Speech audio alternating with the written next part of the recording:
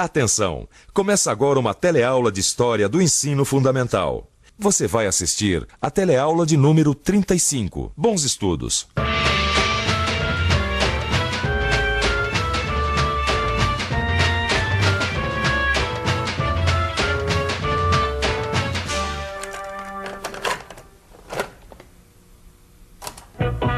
Este é um país que vai pra frente. Você se lembra desta música? Ela fez muito sucesso no Brasil no começo dos anos 70. Na verdade, era uma das músicas utilizadas pelo regime militar como propaganda de seus feitos. Só que enquanto o rádio executava músicas como essa, o Brasil vivia uma das fases mais duras de repressão política da sua história. Eram os anos de chumbo, que nós vamos conhecer nesta teleaula. Hoje, você ainda vai conhecer como o governo usava a censura e a repressão para impedir protestos, como os militares relacionavam estabilidade política e desenvolvimento com segurança nacional. E por fim, ainda vai ver como as artes acabaram se transformando numa forma de resistência ao regime autoritário. Eu te amo, meu Brasil, eu te amo. Meu coração é verde, amarelo, branco, azul, anil. Eu te amo, meu Brasil, eu te amo. Ninguém segura a juventude do... Você já ouviu falar em milagre brasileiro? Em milagre, certamente você já ouviu falar. São as causas impossíveis conquistadas por milagreiros como esse aqui, meu Santo Expedito. Mas não é desse milagre que nós estamos falando. Nós estamos falando do milagre brasileiro.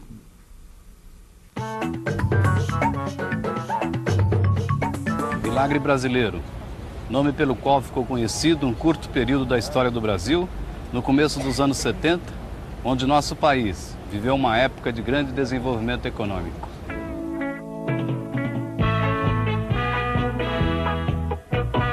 Este é um país que vai pra frente. Oh, oh, oh, oh, oh. De uma gente amiga e tão contente. Oh, oh, oh, oh, oh. Este é um país que vai pra frente. De um povo unido de grande valor. Como você viu, o milagre brasileiro foi o período em que o país viveu um grande desenvolvimento econômico sob o governo do presidente Médici. Mas como será que o regime militar conseguiu esse verdadeiro milagre?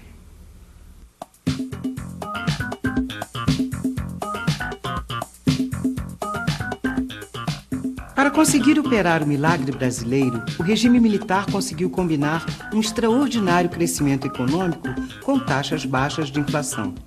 A inflação média anual não passou de 18%. Este quadro facilitou a vinda de capitais estrangeiros e a associação de empresas nacionais com empresas multinacionais, ou seja, de outros países. Prometendo estabilidade política ao capital estrangeiro, o regime militar atraiu empréstimos para grandes obras e novos investimentos. O aumento da riqueza produzida no país resultou numa melhoria de vida para uma parcela da população, a classe média. Por outro lado, os salários foram contidos e o quadro social agravou-se com o aumento das favelas, dos menores abandonados e da violência urbana. Para explicar essa diferença brutal, onde alguns ficavam mais ricos e outros ainda mais pobres, o então ministro da Fazenda, Delfim Neto, repetia uma frase que se tornou clássica na história do período militar. É preciso fazer o bolo crescer e depois vamos reparti-lo.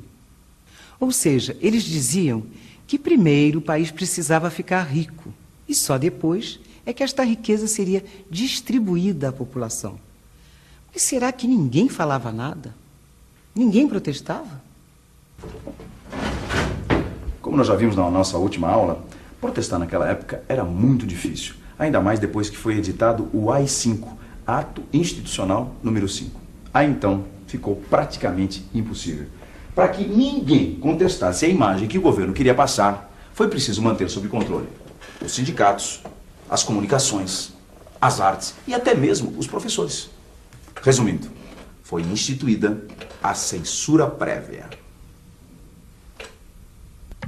No governo Médici, tudo que se lia, tudo que se ouvia, tudo que se via, tinha que ser autorizado pela censura federal. A liberdade de imprensa foi afetada com a presença de censores nas redações dos jornais. Mas a censura não ficou por aí, não. Livros considerados subversivos, como esse aqui, O Capital, de Karl Marx, foram retirados das bibliotecas e das livrarias. Num clima como esse, muitos artistas e intelectuais tiveram de sair do país. Era o tempo do exílio. Apesar da censura e das perseguições políticas, a cultura resistiu. A peça Liberdade, Liberdade, de Milor Fernandes, acabou virando uma espécie de revolta contra o que acontecia no país. Durante uma apresentação da peça Roda Viva, de Chico Buarque, o teatro foi invadido e os atores do grupo Oficina espancados. Mas o teatro não foi o único a se rebelar. Na verdade, é a música que acaba se transformando na grande trincheira de resistência ao autoritarismo do regime militar. Ao mesmo tempo em que Roberto e Erasmo Carlos estouravam com a Jovem Guarda, jovens compositores universitários faziam música de protesto. Influenciados pela bossa nova e o samba, utilizavam os festivais de música, o teatro e o cinema para resistir. Além da música de protesto, o regime militar também viu nascer sob sua forte censura um outro movimento que também marcou época, a Tropicália. A Tropicália se caracterizou pelo espírito irreverente popular de cantar as coisas do Brasil. Além das letras repletas de ironia e humor, os tropicalistas também inovaram pela harmonia e pela utilização da guitarra elétrica. O que fez muita gente torcer o nariz. Os mais conservadores achavam que os instrumentos eletrônicos iriam descaracterizar a música brasileira. Os tropicalistas fizeram e até hoje fazem muito sucesso. E esse sucesso todo se deve em grande parte a essa maquininha aqui, a TV. A TV e a um apresentador muito especial, o senhor Abelardo Barbosa, o Chacrinha. Chacrinha foi um dos pioneiros na televisão brasileira. E em seu programa, pela primeira vez, o povo aparecia e se reconhecia na telinha. Foi Chacrinha que popularizou a Tropicália. Sem a força do velho guerreiro, provavelmente a história teria sido outra. Esta agitação toda que acontecia no país, principalmente com relação aos questionamentos dos tropicalistas, não era simplesmente uma reação à repressão dos militares. É claro que havia uma reação contra o autoritarismo, mas a rebeldia dos jovens não era uma exclusividade do Brasil. No mundo todo, a juventude se rebelava contra tudo e contra todos. Guerra do Vietnã, consumismo, injustiça social, repressão política, racismo, preconceito contra as mulheres e os negros, educação ultrapassada. Tudo era motivo de rebeldia dos jovens, que queriam e acreditavam poder modificar o mundo. A esta rebeldia, os jovens incorporaram a maneira de viver dos hippies, que chocavam as pessoas mais conservadoras com suas roupas extravagantes, seus cabelos compridos e a defesa do amor livre. Contestando valores como a família e o apego ao consumismo, os hippies também eram contra todas as formas de poder, como o poder do Estado e da escola.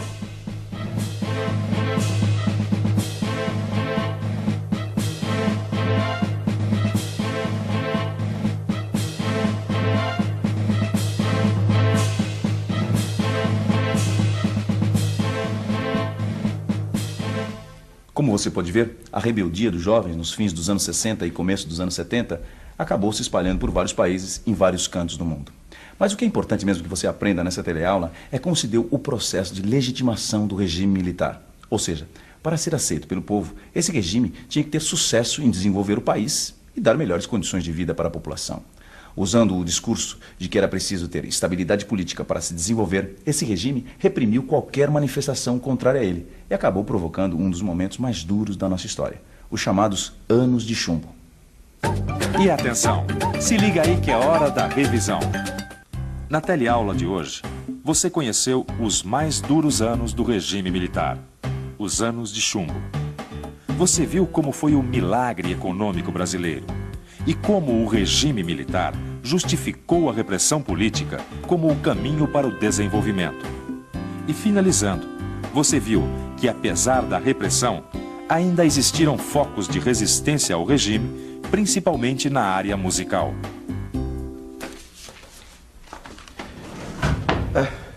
Apesar de ter conseguido sufocar toda a oposição, o regime militar não conseguiu superar vários obstáculos. Um deles foi a crise internacional do petróleo a partir de 1973, que acabou colocando um freio nas pretensões de desenvolvimento dos militares. Bem, até a nossa próxima aula. Até lá, consulte os livros.